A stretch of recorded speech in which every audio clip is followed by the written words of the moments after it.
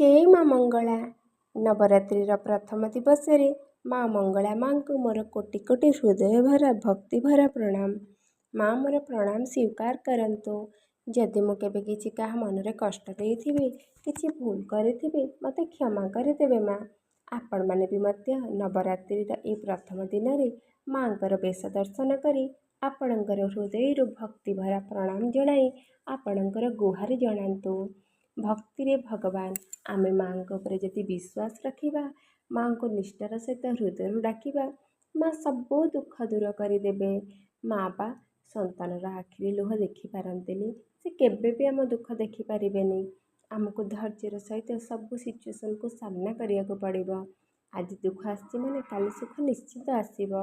ତ ଆପଣମାନେ କିଏ ମନ ଦୁଃଖ କରନ୍ତୁନି, ମାଙ୍କ ଉପରେ ବିଶ୍ୱାସ ରଖନ୍ତୁ।